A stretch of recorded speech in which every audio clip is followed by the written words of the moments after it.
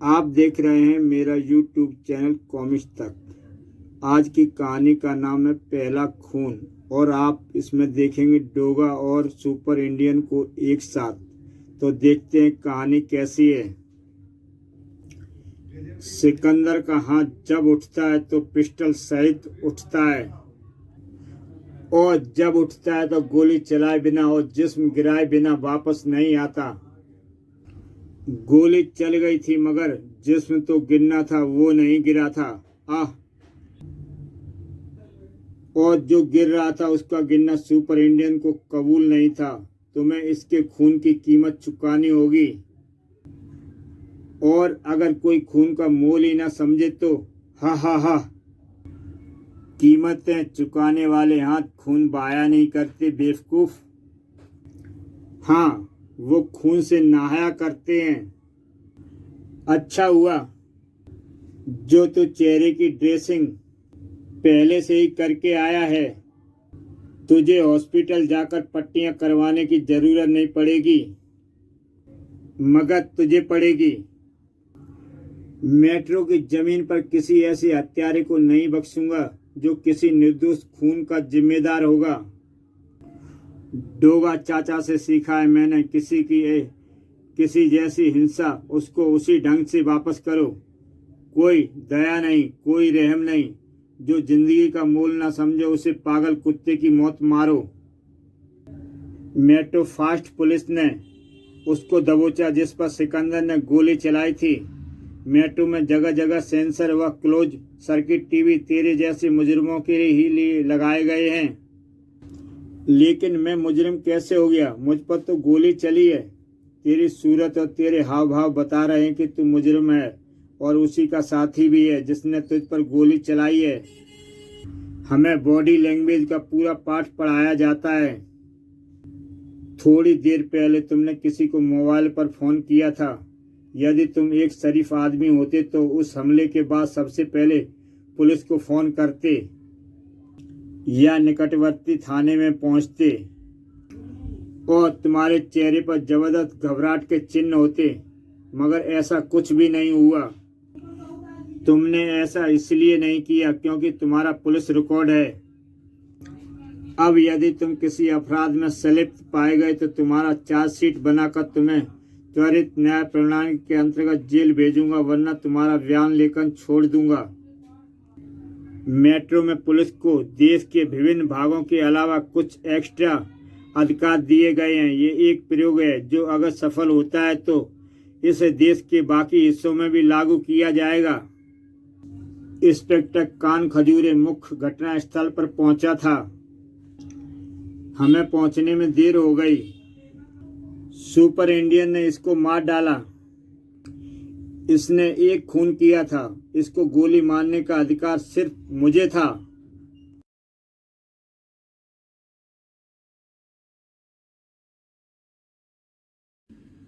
इसको मारकर तुमने इंस्पेक्टर कान खजूरे के अधिकारों को एक बार फिर चुनौती दी है।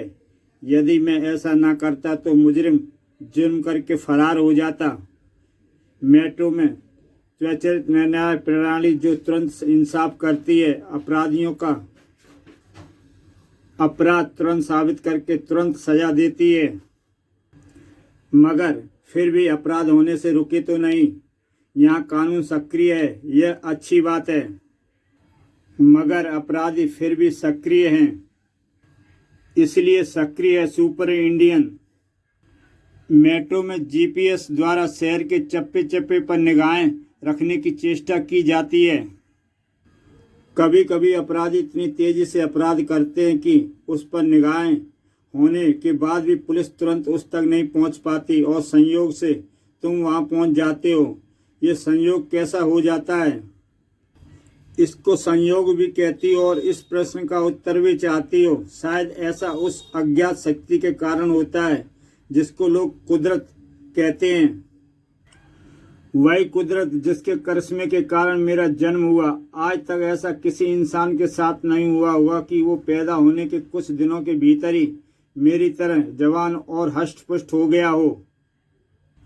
दोस्तों, सुपर इंडियन के बारे में जानने के लिए मेरा यूट्यूब चैनल सब्सक्राइब करें और देखें इसकी पहली कहानी सुपर इंडियन। मेरा जन्म अपराध और आतंकवाद की बदनसीबी है मीठी, और ये बदनसीबी मेरे अंत तक कायम रहेगी। इसकी वही बदनसीबी वैसे संयोग पैदा करती है मीठी, मगर जीपीएस के रहते तुम पुलिस की निगाहों में आने से कैसे बच जाते हो? तुमने शायद सुपर इंडियन की पोशाक को ठीक से नहीं देखा। ये लवादा जब इस तरह से फहराता है तो ये एक चील या बाज के विशालकाय पंखों का भ्रम पैदा करता है। आकाश में हर समय सैकड़ों पंछी होते हैं। इस तरह अपने काम के बाद जब मैं हाई जंप लेता हूं तो मेरी कोशिश रहती है कि मैं आकाश में मंडराते पंछियों की तरह ही जाऊं। इस प्रकार अपने लवादे को फैलाकर आकाश की जासूसी आंखों को मैं खुद के पंछी होने का भ्रम पैदा करता हूं। इस प्रकार जीपीएस को मैं अक्सर धोखा देने में सफल होता हूं। क्या सोच रही हो? हाँ, ये ठीक है। अमन की क्रूर अपराधियों का हश्र बुरा ही होना चाहिए, लेकिन दिमाग जब हर समय जुनूनी बना रहेगा, उसकी रगों में बहता खून हर वक्त उबलता रहेगा, आंखों में शेर जैसी हिंसकता के लाल डोरे तैरते रहेंगे, तो क्या ऐसा इंसान अपना वजूद खो नहीं देगा? क्या वो ये नहीं भूल जाएगा कि उसकी अपनी भी कोई जिंदगी है? क्या उसे याद रहेगा कि जिन सांसों को लेकर वो जिंदा है वो सिर्फ उसके लिए बनी है? सुपर इंडियन को जिंदगी देने वाली सांसें अमन की हैं, और अमन का अपना कोई वजूद नहीं है। वो एक क्लोन है, एक आतंकवादी का क्लोन, जिसका लक्ष्य आतंकवाद शब्द को दुनिया की डिक्शनरी से मिटाना है। अमन कोई नाम नहीं, अमन कोई धर्म या मजहब नहीं, अमन एक समर्पण है जिसका हर पल इंसानियत को समर्पित है। और सुपर इंडियन एक प्रायश्चित है। अपनी कलाई पर गोंद दिए गए, सीने में भर दिए गए ढेर सारे पापों का प्रायश्चित। फिर भी मुझे तुम्हारा इतनी बेरहमी के साथ सिकंदर नाम के उस हत्यारे का खून कर देना अच्छा नहीं लगा। उसके लिए मैं जिम्मेदार नहीं हूँ मीठी। मैं जानता था एक इंसान के लिए खून करना सबसे घृणित और निश्चित कृत्य है। एक इंसान होकर दूसरे इंसान का कत्ल। समाज में एक अकेले इंसान का कोई वजूद नहीं होता, चाहे वो दुनिया का कितना भी बड़ा अपराधी हो। कुछ ना कुछ जिंदगियां उसके साथ जरूर जुड़ी होती है। मैंने कानून से फांसी की सजा पाए एक कैदी की मां को बिलखते देखा था। उसकी आंखों में लहरते ढेरों आंसू उनकी छलनी हो रही ममता का सबूत थे। कानून ने उस अपराधी को मौत की सजा दी थी या उस मां को, ये तय कर पाना मेरे लिए बहुत मुश्किल था मीठी। मैंने बहुत कोशिश की थी, बहुत सोचा था कि मैं कभी हथियार नहीं उठाऊंगा। खुदा ने जिन्हें जो बख्शी है उन्हें जिंदगियों के सम्मान करूंगा, लेकिन मेरे इर्द गिर्द बुन दिए गए हालात चीख चीख कर कह रहे थे कि खून कर, उठा हथियार, खून कर। और मैंने पहला खून कर दिया। सुपर इंडियन की आंखों में उफनते अतीत के तूफान को हक्की बक्की होकर देख रही थी मीठी। रुद्राक्ष बाबा ने मुझ में अध्यात्म और संयम की शक्ति भर दी थी। तेरे सीने पर स्थापित यह त्रिशूल अंकुश की तरह तुझमें समाई बुराइयों पर नियंत्रण रखेगा। आज के बाद तुझे सदैव सत्य के मार्ग पर चलना होगा, क्योंकि सत्य से चरित्र और आत्मविश्वास का निर्माण होता है। क्षणिक झूठ भी चरित्र और आत्मविश्वास को डगमगा देता है। आज से तुझे अपराधियों और आतंकवादियों को मानवता का पाठ सिखाना है। मैं ऐसा ही करूंगा बाबा। मुझे साबित करना होगा कि आतंकवादी का बेटा आतंकवादी नहीं होता। उसके खून के कतरे में बनी खून की नई बूंद सुर्ख तो हो सकती है, मगर गंदी नहीं। खून तो आतंकवादी और अपराधियों का भी गंदा नहीं होता, बस उनके जहन में गंदगी भरी जाती है। आला रे आला, अरे आला रे आला, सिलेंडर आला रे आला, अपनी खोपड़ी बचाओ ब्रजबाला। एक क्राइम फाइटर को कुछ चोर की गतिविधियां भी सीखनी पड़ती हैं भतीजे। जैसे पॉकेटमारी, डुप्लीकेट चाबी की मदद से कारों या मोटरसाइकिलों के लॉक खोलना। किसी भी आपात स्थिति में ऐसी कोई भी चोर ट्रिक काम आ सकती है। मैं तुम्हें बताता हूँ कैसे बनाते हैं किसी भी ताले की चोर चाबी और कैसे खोलते हैं ताले। पर चाचा, चोरी तो गुनाह है। उस वक्त मैं डोगा चाचा से सीख रहा था क्राइम फाइटिंग के पेच।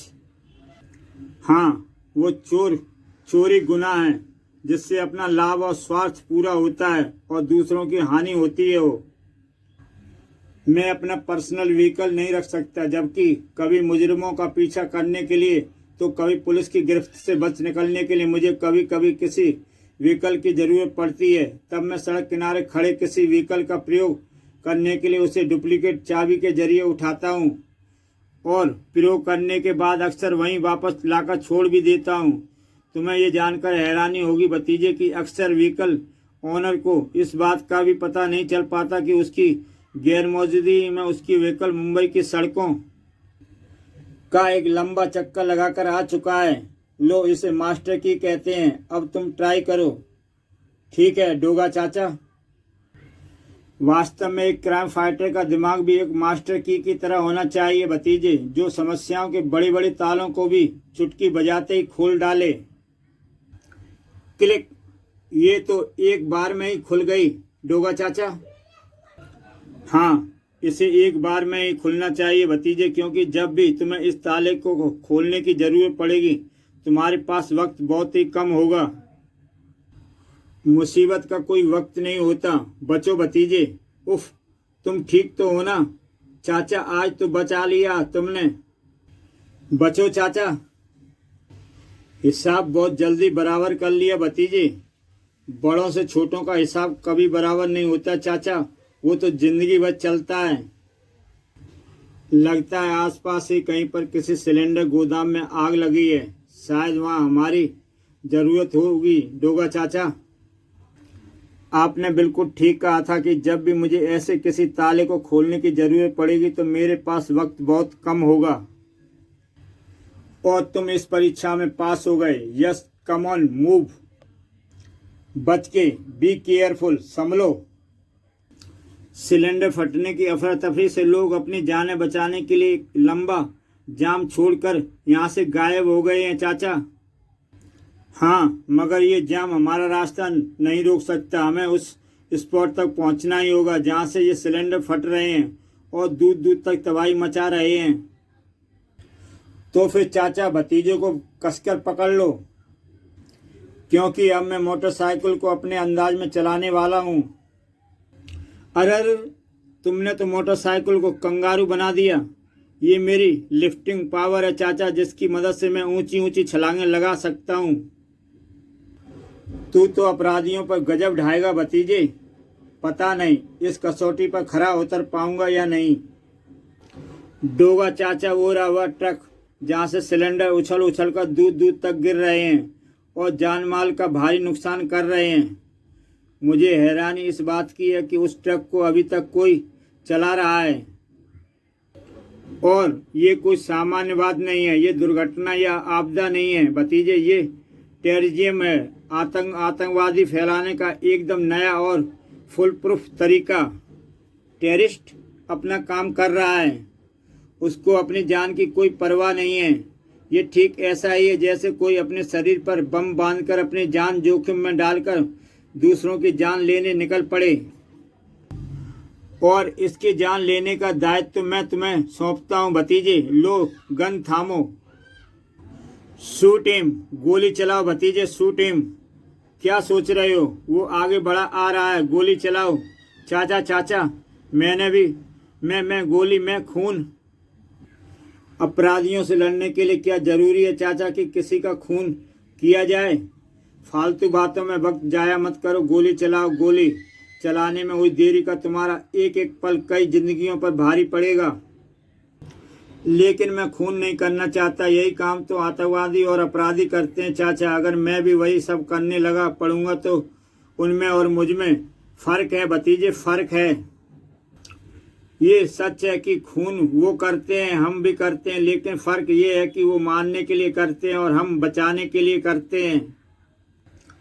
देखा, गोली चलाने में हुई देरी से उनको अवसर दे दिया। सिलेंडरों में विस्फोट थम गया है। जुनूनी का अंत आवश्यक है।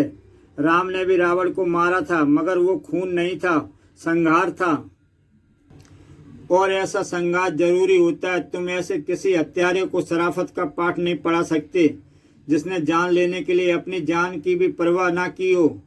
अरे कहाँ गया? चाचा बच्चों, सिलेंडर आला रे आला, जरा खोपड़ी बचाओ। डोगा आला, बहुत गोली है तेरे पास, बड़ा बारूद है तू, पर सिलेंडर के आगे बिल्कुल रद्दी है। उफ। और ये नया मुर्गा कौन है? तेरा असिस्टेंट? इसको भी तू डोगा बना रहा है क्या? इसको तो मैं अभी चूजा बना दूंगा। चूजा तो अब तू बनेगा सिलेंडर, वो तो बना हुआ है मेरा भतीजा। अब तुम दोनों मरोगे तो फिर ले, मैं खुद आ रहा हूं तेरे रॉकेट के पास। दाग दाग रॉकेट, वरना हरकत करने के लिए उंगली में जान नहीं बचेगी। डोगा तू या तो पागल है या फिर खतरनाक। मुझे तो तू पागल ही लगा। हा हा हा हा। डोगा चाचा। सिलेंडर रॉकेट दाग चुका था। तेरा चाचा तो गया, अब अपने बाप से मिल ले। मेरा बाप मैं खुद हूं। वो तो अभी पता चल जाएगा। हम में से जो जिंदा रहेगा वही बाप। मैं मरना नहीं चाहता, क्योंकि एक बार मारा तो बार बार मरूंगा। एक खून किया तो फिर और बहुत सारे खून करूंगा। मैं पहला खून ही नहीं करूंगा, ना केजी पढ़ूंगा, ना कॉलेज जाऊंगा, लेकिन मैं इसकी वो हालत करके छोड़ूंगा कि ये जुर्म से तौबा कर ले। उफ। डोगा चाचा को नहीं बचा पाया, उसकी मौत का जिम्मेदार मैं हूं। मैंने गोली नहीं चलाई, पहला खून करने की हिम्मत नहीं जुटा सका मैं। चाचा ठीक ही तो कहते थे कि बचाने के लिए मारना है तो किसी को देश का कानून भी नहीं यही करता है। अगर कोई मारने के लिए मारे तो हत्यारा होता है। हाँ, डोगा चाचा की मौत का जिम्मेदार मैं हूँ। मैं पहले खून से अभी भी बचना चाहता हूँ। पहला किया तो फिर ढेर सारे करूँगा। अब तू इस दुनिया में रहेगा तो मगर कभी इस दुनिया को देख नहीं पाएगा। मेरे कारण मुंबई ने अपना मसीहा डोगा चाचा को खो दिया। मुझे इसकी क्या सजा मिलनी चाहिए? तभी सुपर इंडियन को गोलियों की आवाजें सुनाई देती हैं। जिंग जिंग डाई। आह, सुप्रीमो अहंकारी, मेरा कत्ल तुम दोनों को माफ नहीं करेगा। उन्होंने पूरे अंडरवर्ल्ड में आतंकवाद का राज कायम करने की सौगंध ली है। आतंक तभी फैलता है जब चारों तरफ मौत का राज हो, चीखों का बाजार गर्म हो, डर और दहशत का साम्राज्य हो। आतंकवाद जिंदाबाद। डोगा चाचा, आप तुमने क्या सोचा था कि तुम्हारा डोगा चाचा ब्लास्ट हुए रॉकेट के साथ मौत की गर्द में समा गया? सचमुच एक बात तो मैं रॉकेट दागते ही मैं भी बौखला गया था, मगर दूसरे क्षण में समझ गया कि रॉकेट अभी दगा है, फटा नहीं। ये फटेगा किसी चीज से टकराने के बाद। मैंने रॉकेट को थोड़ा झटका सा देते हुए छोड़ दिया। रॉकेट सीधे समुद्र में जाकर फटा और मैं अथाह पानी की सतह में। सिलेंडर की आतंकी कार्रवाई में कुल 50 लोगों के मरने की और लगभग 100 लोगों के घायल होने की सूचना है। आग व ब्लास्ट के कारण आर्थिक रूप से हुए नुकसान का कोई अनुमान नहीं है। ये करोड़ों में होगा और इन सब के लिए जिम्मेदार एक ही व्यक्ति है, और वो है सुप्रीमो अहंकारी, जिसका कि तुम क्लोन हो, जिसके कि तुम उत्तराधिकारी हो। इंसाफ के लिए, इंसानियत के लिए, आतंकवाद का सिर कुचलने के लिए मुझे हैरानी है कि सुप्रीमो अहंकारी का क्लोन एक खून नहीं कर सकता। पहला खून जो तुम्हें उसी का करना चाहिए भतीजे, जिसने तुम्हारे एक खूनी मकसद के लिए पैदा किया। लेकिन अगर तुम खून नहीं करना चाहते तो ना सही, अपनी आंखों को और 50, 100, 1000 या लाखों ऐसी लाशों को देखने के लिए खुला रखना। सचमुच मीठी, फिर मैं पहला खून करने में भी नहीं हिचका। मैंने पहला खून सुप्रीमो अहंकारी का किया और मैं जानता था कि यदि मैंने पहला खून किया तो फिर मैं बहुत करूंगा।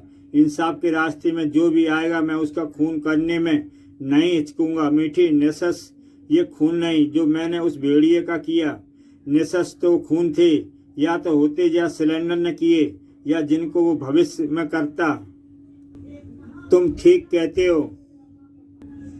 तुम उस बोनसाई पौधे की तरह हो जो छोटी अवस्था में ही फल देने लगता है। दोस्तों, इसी के साथ ये कहानी समाप्त होती है। ऐसी बेहतरीन कहानियाँ देखने के लिए मेरा YouTube चैनल कॉमिक्स तक सब्सक्राइब करें और देखें एक से एक बेहतरीन कहानियाँ। तो फिर कल फिर मिलता हूँ एक नई कहानी के साथ।